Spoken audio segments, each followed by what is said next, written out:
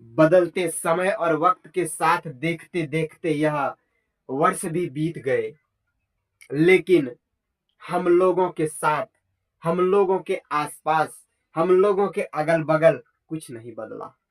मैं इसलिए इस बातों को कहने पे मजबूर हूं क्योंकि सरकार तो आते जाते रहते हैं, वादे तो करते रहते हैं, लेकिन बदलाव नहीं कर पाते हैं। साल खत्म हो गए, मौसम परिवर्तन हो गए, लेकिन सरकार के द्वारा जो वादा किए गए थे वह धारा का धारा रह गए। यदि इस तरह की मनमानी यदि अब चलता रहे तो कैसे यह देश का विकास होगा, यह प्रदेश का विकास होगा। आखिर में इस राज्य के युवा कब तक लाठी खाने पे मजबूर रहेंगे? आखिर में मजदूरों का मजदूरी कब तक बढ़ेगा? आखिर में किसानों की आमदनी दुगनी कब तक होगी? और बात तो यह भी रही कि मैया सबके खाते में 2500 रुपया भी कब आएगा।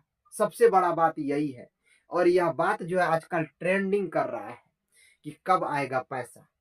लेकिन यह खैरात की जरूरत इस झारखंड के लोगों को नहीं है।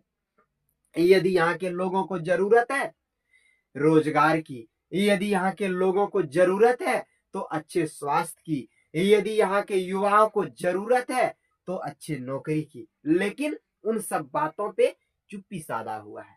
उन सब बातों को करने से लोग डर रहे हैं, उन सब बातों को करने से लोग पीछे हट रहे हैं। लेकिन 2025 हम लोगों के लिए, हम समस्त झारखंड वासियों के लिए, हम समस्त भारतवासियों के लिए एक ऐसा वर्ष है जो कि हम लोगों के सोच को बदल सकता है।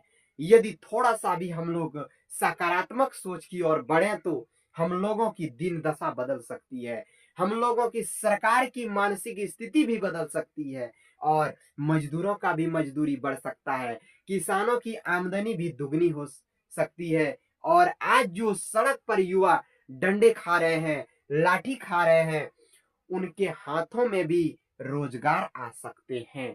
लेकिन यह कैसे बदलेगा? क्या नया साल आने से सरकार हर एक बातों पे कार्यवाही करेंगे?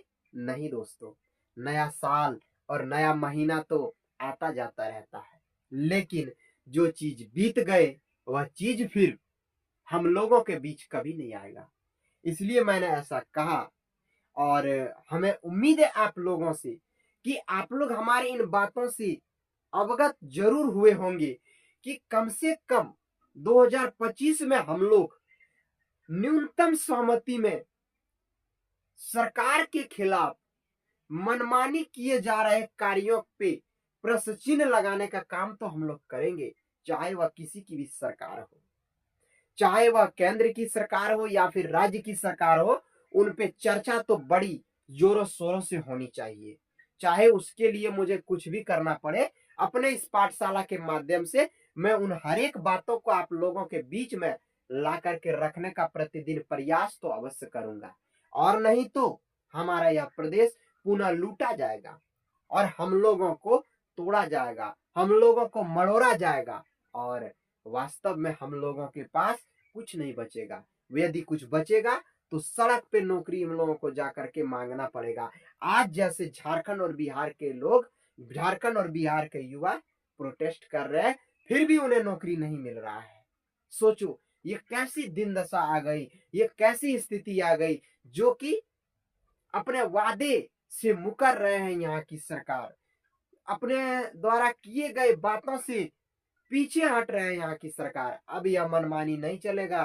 अब 2025 एक नया दौर, एक नए इतिहास को लिखने का प्रयास करेगा। दोस्तों वीडियो अच्छा लगे तो एक लाइक, एक शेयर, और जितने भी साथी इस परिवार के सदस्य नहीं बने हैं बेल आइकन दबाकर चैनल को सब्सक्राइब जरूर करें और इस परिवार का सदस्य बने, क्योंकि इस पाठशाला में हम प्रतिदिन इस तरह के वीडियो आप लोगों के बीच लाने का प्रयास करते हैं। जय हिंद, वंदे मातरम साथियों, जोहार झारखंड।